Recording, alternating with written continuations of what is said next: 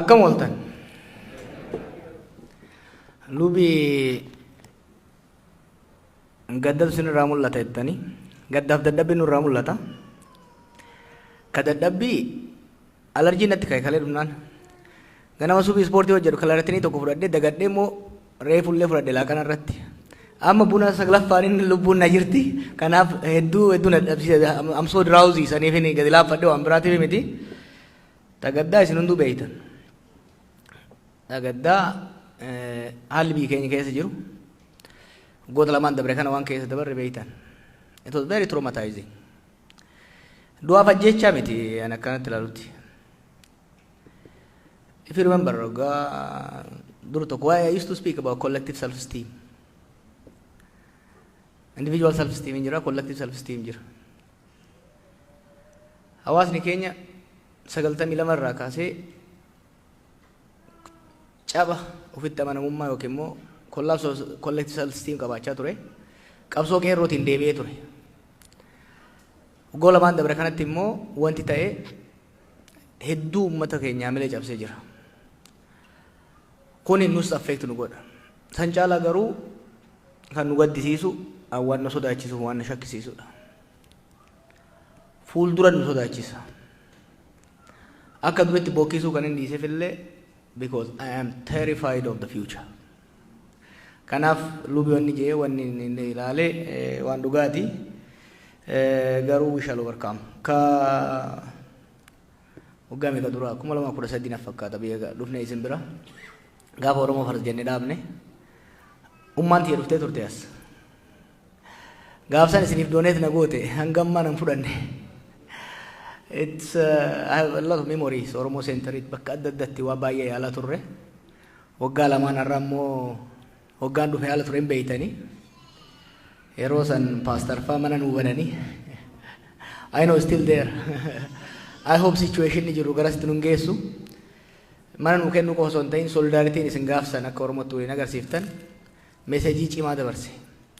Kanaaf hedduu galatoomaa sanii asis qabsoo godhaa turtanitti hedduu galatoomaa.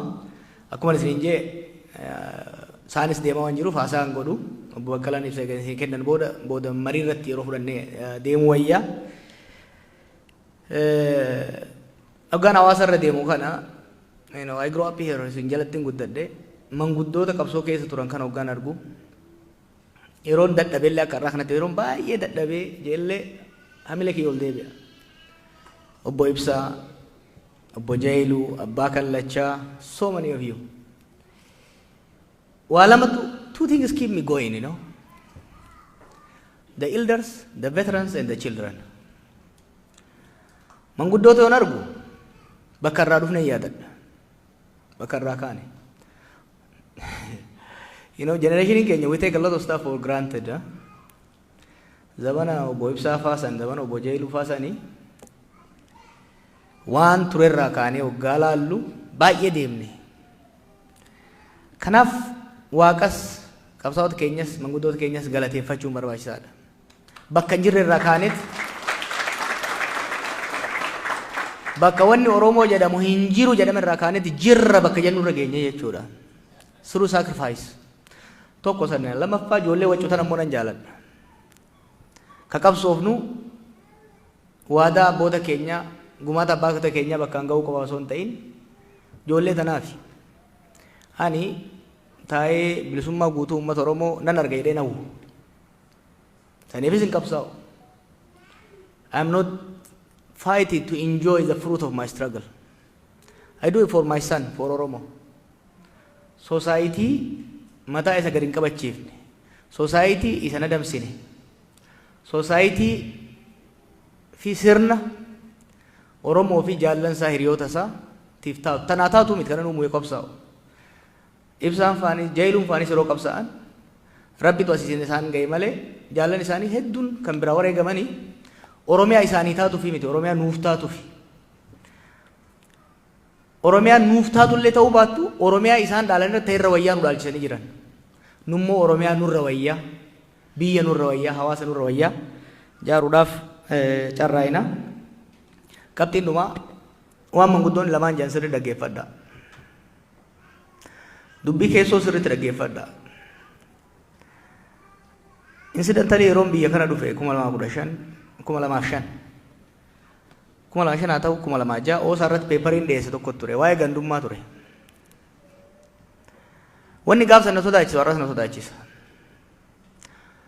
Waan dubbadhuu fi wanni sagalee qaqqabadde waan tokko ja'uun sanii wal qabata. Biyya jaaraa jirra, we are building a nation. Hedduu deemnee irra waggaa 50 dabre kana keessatti.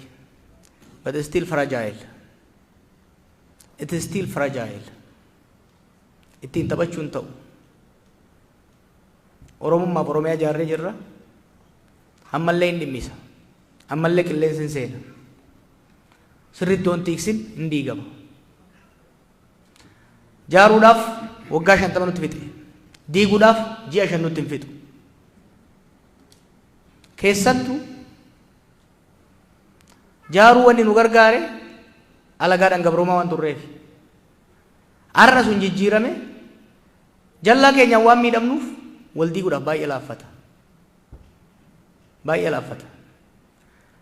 Kanaaf carefully itti deemanii yaada osoo kaameraan jiraachuu baate osoo manni dhimmisuu baate I have a lot to say about it. Kanaaf kunuunsa aarii namoota irraa qabdaniin murnoota irraa qabdaniin hogganoota irraa qabdaniin waan hin taane keessa akka hin seenne kontekstiin biyya sanii baay'ee jijjiiramee jira. Haalli biyyi sun haalli siyaasaa diinagdeef security biyya sanii akka malee jijjiiramee deemee jira. The nature of the state hunda caala yeroo ammaa deenjarii guddaa keessa jiranu. Qabsoo waggaa eegallu garee biraa irratti qabsaa'aa turre. Taanee gabree biraattu dhaale. Ka amma dhufe garuu neechariin isteetii jijjiiramaa. Hariiroon saba keenyaatiif isteetii garuu kan diinummaa ta'e itti fufe. Ka amma jiru kanu garuu haalli amma jiru kun garuu carefully deemuu baannaan balaa hamaa nutti fida. Kanaaf akkuma waan obbo Ibsaanis jedhe waan obbo Jeeluunis jedhe irra deebi'ee jedhuun barbaadu seriously fudhachuun barbaachisaadha jee namana. Gama keenyaan waan hin ta'a jennu akka paartiitti waan saba keenyaaf sablamoota biyya saniitiif ta'a jennu yaada isinii dhiyeessinee jirra. Yaada keessanis hin dhageenya. Akkuma guddoonni jedhanitti waan isin dhaga'uu qabdan isinitti himna. Isinis waan nu dhaga'uu qabdan nutti himtanii jirtan. Isinillee waan nu jenne kana galaati alanshaa. Nullee ka isin jettan kana walumaan alanshina. Dhumarratti wal taane bakka saba keenyaaf uummata keenyaaf sablamoota ta'utti akka ta'utti hojiitti hiina. Kanumaan jaa galatoomaa bakka kalatan dabarsa.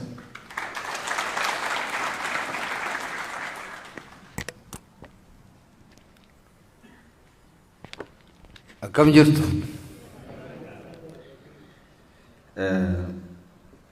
An gara kootiin imala galatoomaa kana har'uman xumuraa. Jawaar biizaa waan qabuuf bakka biraas deemuu danda'a. Hangoo hamma asitti na fiddu biizaa hin qabu. Kanaafan wannoo keenya jabeessee isinitti dubbadhee deemuu barbaada.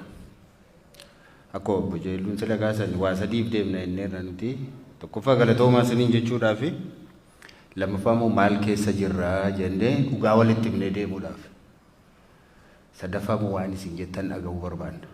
Komee keessan, hamee keessan, maal keessan illee dhaga'uu barbaanna. Gaaffiinis maaliinis akkasiin kaaftaniif.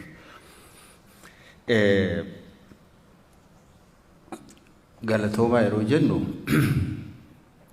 akka nuyi mana hidhaatii baanu nu qofa otoo hin taane nuyi fi namoonni osoo mirga isaaniif falmatanii mana hidhaatti darbaman akka isaan ba'anii fi namoota hedduutu keessatti gumaache. Isinis isaan keessaa tokkodha. Garuu isin dura namoonni dursanis jiru. Maatiin keenya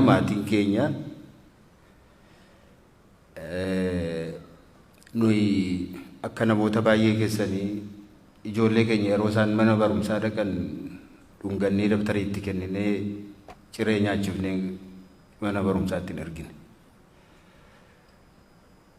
Yeroo isaan dhufan akkamitti oolte jennee dabtara isaanii harkaa fuunee waan isaan nyaatan qopheessinee fi hin simanne.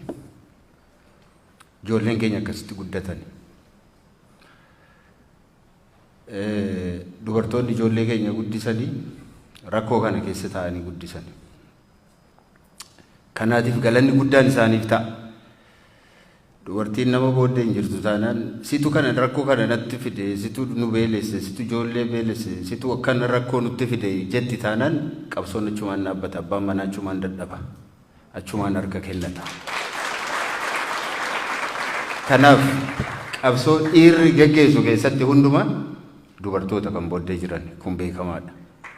Isaantu jabeessa, isaantu humnataa fi anutu ati manaa koo hin jirtu ta'eeti har'a iddoo kana hin jiraadhu hin ture. Hamilee koo eeggadhee iddoo kana hin jiraadhu hin ture.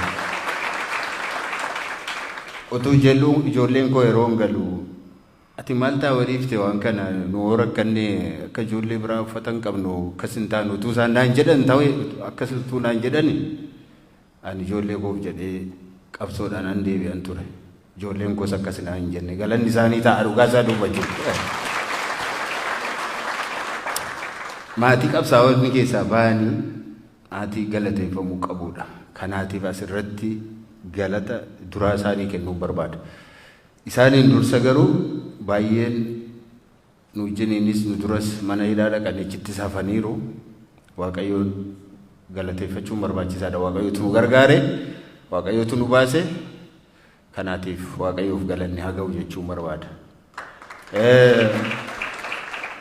Abbootii amantii bakka tokko tokkotti komachaatiin dhufeanii maaliif hin argina mana hidhaa keessa teenyee akkuma sila obboleessi koo Tigraay dhufe sila akkuma inni dubbate abbootiin amantiin baay'een gaafa mootummaan duula geggeessu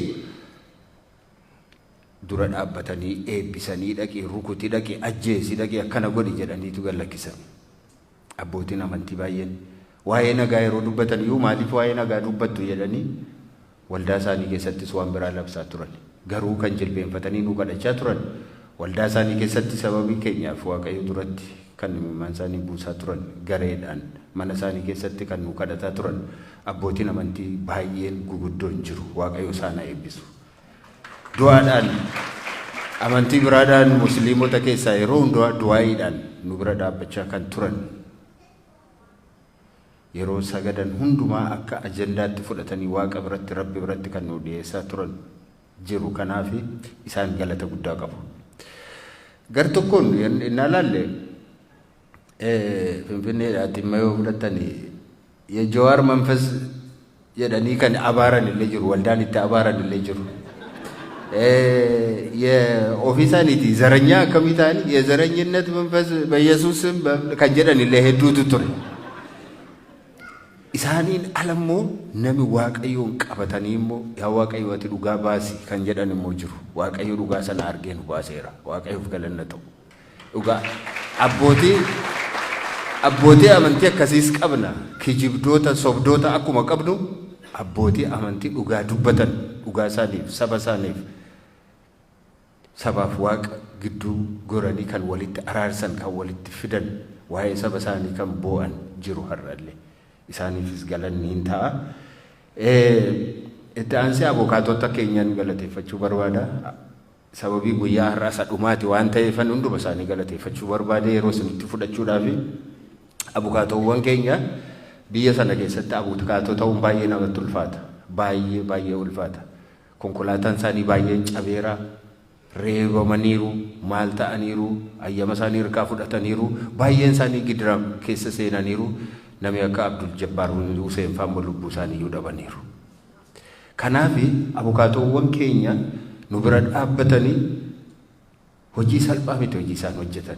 Lubbuu isaaniitti murteessanii ijoollee isaaniitti murteessaniiti kan isaan nu bira dhaabbatan. Mana hidhaa keessa yoo nu gaafachuu yoo dhufani beekaadhuma sa'aatii 2 sa'aatii 3 aduu keessa isaan dhaabu. Akka isaan hojiin hojjennu godhu bakka biraatti akka isaan hojiin hojjennu. Guyyaa guutuu achi teessisaa oolaniitu yeroo biraa beellamii darbeera afaan mootiin jedhu mana murtee fa'ee fakkeenyaatiif. Akka isaan abdii kutatanii hojii biraa akka isaan hin hojjenneef. Kanaaf abokaatonni keenya dhugaamattu sabboontota Oromoo Waaqayyo Oromoof kaaseedha. Waaqayyo isaan haa eebbisu. Hakiimota keenyas yoo fudhattan hakiimota ajaa'ibaa Rabbi nuuf kenne. Oromoon gartuu professionally isheen ittiin boontu tokko yoo jiraate gartuu hakiimotaati. The medical professionals dhugaadhumatti ani hidhaa koo yeroo dheeraa keessatti kanan arge kan akka gartuu hakiimota jaba hin agarre. Hakiimota keenya lafa namni kufetti lafa namni madaa'etti dhoksaadhaan dhaqanii yaaluu dhaqanii akkamu dhaqanii maal godhu mana yaalaa yoo dhaqanii gargaaru mana hidhaatti dhaqanii gargaaru hospitaalatti gargaaru bilbilanii hin iyyaafatu waan guddaa hojjetan. Hakiimonni keenya kaffaltii tokko malee hojii isaanii dhiisanii olii gadi deemaniitu waa funaannachuutuu danda'anii eenyummaa isaaniif jecha nu bira dhaabbatanii hamma dhumaatti nu gargaaraa turaniiru. Kanaatiif galata guddaatu isaaniif ta'a. Intaansee aktiivistoota keenya biyya kana keessa jiran tokkoon isaanii as hin jiran baay'ee nama gaddisiisa hin jiran garuu isinii wajjiniin dhaabbachaa turan beektu isinis isinii wajjiniin turan isin dursaa turan ba'anii iyyaa turan barreessaa turan lallabaa turan waan hundumaa gochaa turan akka har'a waan gatii hin qabnetti bira darbuu hin dandeenyu. Gatiin isaanii guddaadha. Nu bira dhaabbachaa turan. Kanaatiif silaatii maqaa isaaniituu dhoofne galateeffannee natti tola ture. Garuu hunduma isaaniis hin beektu. Galanni keenya garuu guddaadha isaaniif ammas taanaan galata qabu. Miidiyaalee keenya miidiyaaleen Oromoo hundumti isaanii yeroo nu hidhamne nu hidhaaf nu qofa otoo hin taane waa'ee uummata kanaa waa'ee Oromoo kana numa dubbatu numa lallabu warraallee numa haasa'u. Isin gatii itti kennuu dhiisuu dandeessu. Isaan garuu hin ta'e. Baay'een isaanii mindaadhaaf jedhanii hojjetu miti. Galiidhaaf jedhanii hojjetu miti. Waattiin argachuuf jedhanii miti. Garuu eenyummaa isaaniitti isaan dirqisiise. Inni tokko ni hidhama, inni tokko dhaqeetu bosona keessaa lolata, inni kaan immoo dippiloomaasiidhaan lola, inni kaan immoo miidiyaadhaan lola, inni kaan karaa biraa lola. Kanaatiif galata qabu jarri kun. Miidiyaaleen yeroo dhufan yeroo isaan isin gaafatan yoo isaan gargaarsa isin gaafatan kennaa fi waan isin harka jiru tumsaa bira dhaabbadhaa. Yoo isaan dogoggoran gorsaa deebisaa walitti hin duulinaa waliin jibbinaa tokko ol kaaftanii tokko gadi hin buusinaa. Miidiyaalee keessaa kunuunfadhaa. Miidiyaa otoo qabaanneeti gaarii ture tu baay'ee qabaanne ka amma qabnu nolo osoo qabaanneeti gaarii ture. Artistoonni keenya sirbi bulloo jedhu sun haga bakka biyya kana jijjiire quba qabdu miti otoo qabsoon kun gara 17 faa kana keessa Jawaar sirriitti ala ture ani yeroo sana achuma mana koo sanan ture caalaa bultumee fa waan isaan hojjetan beektu miti namni hamma bucaa sanaa qabsoo Oromoo sirba qabsoo kan revolutionaayis godhee jiru har'a balaaleffannee dhiibnee maal goone sirriitti qabachuu dadhabne kunuunfachuu dadhabne yoo dogoggore deeffachuu dadhabne eessatti akka geessine hin argitu miti. Artistoota keenya kunuunfachuu nu barbaachisa bira dhaabbachuu nu barbaachisa galanni isaanii guddaadha. Dadhabanii akka artistoota warra biroo isinitti hin fakkaatin bakka itti shaakalan illee hin qaban nama isaaniitiif istuudiyoo illee hin qaban maallaqa illee hin qaban achitti shaakalaa oolanii galanii waan ittiin dhiqatanii waa afaan kaa'atanii bulan illee hin qaban baay'een isaanii kana keessa taa'anii hojjetu qabsoodha jedhanii afaan isaanii eenyummaa isaanii saba isaaniitiif jecha jechuudha. Kanaatiif qooda artistoonni keenya qabanii baay'ee guddaadha galati guddaan isaaniif ta'a. Barreessitooti keenya waloowwan keenya walaloo meeqatu ba'a sirba meeqatu ba'a kitaaba meeqatu maxxanfama artiikilii meeqatu maxxanfama kun hundumtuu eenyummaa isaaf jecha warra godhee. Kanaatiif isaaniin hunduma isaanii galateeffachuun barbaada. Isin immoo daasporaa cabbii keessa teessan aduu keessa dhaabbattanii hojii keessan dhiiftanii maatii keessan dhiiftanii nu bira dhaabbachaa turtan. Bilbiltanii maatii keenya gaafachaa turtan yeroo maallaqa gaafatamtan maallaqa kennaa turtan waan gochuu dandeessan hundumaatiin nu bira dhaabbachaa turtan. Kanaatiif galanni keessan guddaadha. Fayyaa ta'a galatoomaan isiniin jechuu barbaada. Ammallee akkuma kanatti itti fufaa gaarummaan keessan itti haa fufu. dhaaba Oromoo hundumaatiif gaarummaa agarsiisaa. Akkuma sila abbootiin keenya dubbatan dhaaba Oromoo dhufu hundumaatiif gaarummaa keessan agarsiisaa. Waliin caalchisinaa. Abalutu caala abaluun caaluun jedhina. Ka caalu Rabbitu beeka. Ka milkaa'u Waaqatu beeka. Isin ka dhufe hundumaa gargaara. Wal bira dhaabbadha. Waltumsaa dhagaa walitti hin darbatina, waliin abaarina, feesbuukii irratti walitti hin barreessina, maqaa waliin balleessina. Abaluu diina, abaluu maaloodha hin jedhina. Jechuma diina jedhuun fayyadamina. Saba keessaniif, lammii keessaniif diina jettanii maqaa waliin baasina. Kan irraati wal eeggadha. Yoo isinii ta'uu baate adeemsi isaa namni tokko isinii ta'uu dhiise makuma isaa dha'uu dhiisa. Yoo maallaqa ta'e maallaqatti hin kennina. Yoo isin waame yoo teessanii dhaggeeffattan gaariidha. Yoo dhaggeeffachuu baattanis baay'ee gaariidha. Lamaan isaas hin deemsisa. Garuu na baarina. Waliin abaarina, walitti hin duulina. Karaa sana qaawwinu seenaati. Waa'ee galataa kan waan irraa raawwadhaa. Warra biyya keessaa akka itti galateeffannu hin qabnu. Isaaniin akka kanatti teenyaa arguudhaaf hin dandeenyu.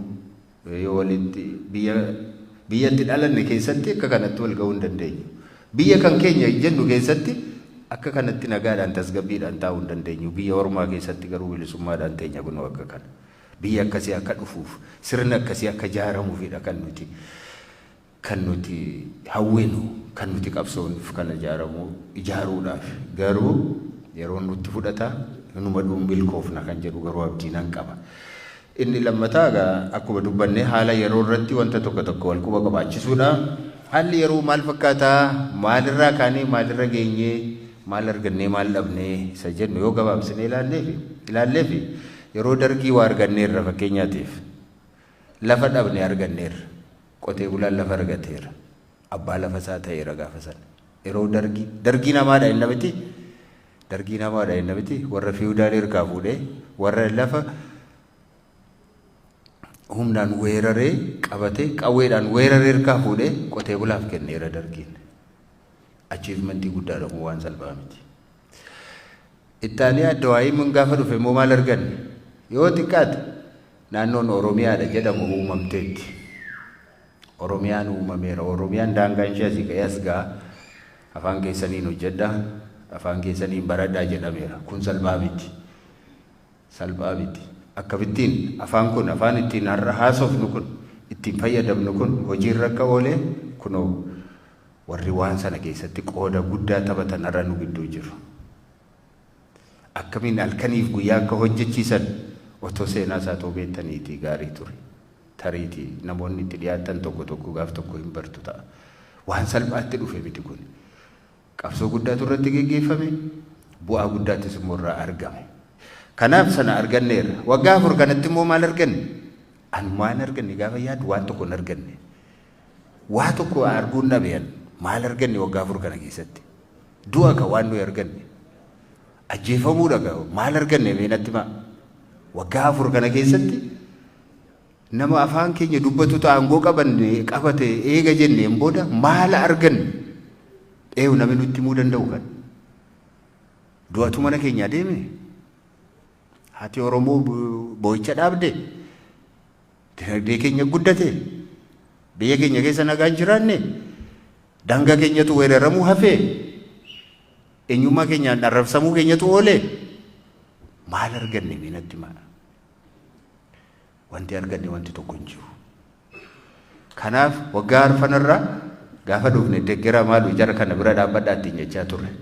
Har'a garuu lakkii komee guddaa isinirraa qabnaa jenneetu komee keenya irratti kaasaa jirra jechuudha. Maaliif wanta deliver godhan waan kana nuun jedhan waan qabatamaa tokko hin jiru. Uummata biraa wajjiniin diinummaa nu horan walii keenya gidduutti diinummaa nu fidan. Biyya keenya keessatti nagaadhaan baanee galuu dadhabne. Ilmaan keenya utuujii keenya ilaaluu harka dugdatti hidhanii rasaasaan tumanii ajjeesuu jalqaban. Guyyaa saafaadhaan gaggaragalchanii waadanii akka foon nama gubuu jalqaban. Mana qotee bulaa ibiddatti kaa'anii bira dhaabbatanii sirbuu jalqaban. Waan isaan qaban loon isaan wajjiniin jabbii utuu mana keessaa marrattuu wajjiniin gubuu jalqaban. kan argine waggaa 4 kana keessatti kana bira dhaabbachuu hin danda'amu. Kun akka itti fufu gochuu hin danda'amu. Kana gochuu hin dandeenye. Kanaafi ammas qabsoon keenya itti fufa. Hiriirri keenya itti fufa, itti fufa. Hamma kun raawwatutti, hamma sirni tokko ijaaramutti qabsoon keenya ammallee itti fufa. Maaliif nama hiikame caala, nama hidhaa jirutu caala. Baay'inaan ammayyuu isaantu caala. Dararaa kaleessaarra dararaa har'aatu caala. Iyyuma kaleessaarra iyyuma har'aatu caala. Namoota tokko duroomaniiru ta'a. Namoonni qubaan lakkaa'aman garuu uummati keenya bal'aan guyyaatti yeroo tokko nyaatee buluu dadhabeera. Biyyaatti warra xalaa isinitti barreessu, warra bilbila isinitti bilbilu quba qabdu miti. Wanti tokko hin jiru biyya keessa. Rakkina duwwaadha. Namni buna bishaan akkasii tokko buusee isinitti kennuu danda'u hin jiru har'a. Iyyumni mataa irratti nu daraare. Daaraa taane biyyi keenya daaraa ta'e. Kana keessa jirra dhugaan isaa kanadha. Kanaafi maal gochuu qabna? Kun jijjiiramuu qaba. Tokkoffaa lolli amma nurra jiru kun dhaabbachuu qaba. Lola nurraa dhaabuu qaba mootummaan. Nu ajjeesuu nurraa dhaabuu qaba. Ilmaan keenya hidhuu dhaabuu qaba. Isa hidhe immoo hiikuu qaba. Kana hin godhu taanaan hiriirri keessan itti fufuu qaba. Kana hin gootan taanaan Oromoo nuyi Oromoodhaaf hin jedhina. Kanuma isinitti himaa. Dhugaadha nuyi Oromoodhaaf hin jedhina. Jawaariif Baqqalaan mana hidhaatti hiikamaniiru jettanii hiriira dhaabdu taanaan sirrii miti kun. Nu duwwaa miti Oromoon. Warri nu dura waggaa meeqa hidhame maaliif mana hidhaa keessatti gangalchu achitti? Maaliif ajjeesu ijoollee keenya nu biratti? Hamma kun dhaabbattutti kana bira dhaabbachuun hin dhaabdu taanaan mootummaa kanaa wajjin hin dhaabbattan jechuudha. Isa gargaaraa jirtu jechuudha. Isa tumsaa jirtu jechuudha. Namni fedha isaatiin godhu haa godhu. Garuu warri hin tumsinu mootummaa kana hin tumsinu warri jettan you have to take to the street again.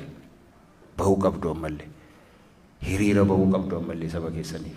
Sabi keessan dararaa isa caalu keessa jira sababii ta'eetiif jechuudha. Haalli yeroo kana fakkaata. Ejjennoo keenya ejjennoon kaafaa'u kaleessa ibsa bahe tokko warri miidiyaa hordoftan argitanii iddoo ta'e madaraka ibsa tokko baasee ture achi keessaati dhaabni tokko dhaaba keenyadha kaafaa'uudha.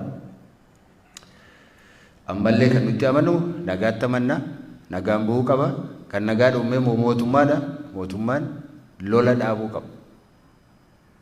Lola bakka hundumaatti labsee jiru kana dhaabuu qaba. Komishinii nagaa fi maaloo jedhu kana komishinii bilisaa ijaaruu qaba. Yookaan internationally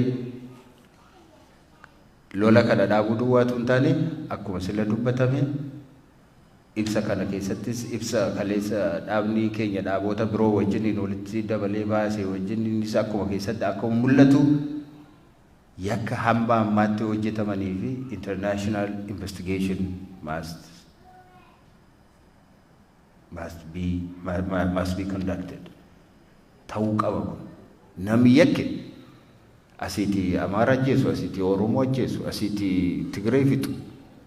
Kana hundumaa hojjetee harka kooti ani naman tuqne jedhee harka isaa dhiqatee namni deemuu danda'u jiru. Seeratti dhiyaachuu danda'u qaba. Seeratti dhiyaachuu qaba. Namni nama ajjeese gosa kamiisa ta'u saba kamiisa ta'u namni nama ajjeese seeratti dhiyaachuu qaba. Namni jumlaadhaan nama fixe seeratti dhiyaachuu qaba. Kana yoo goonu yoo ta'e sirni kana godhu hin dhufu yoo ta'e sirna kana jala dhaabbachuun tumsarraa dhaabuun barbaachisaadha.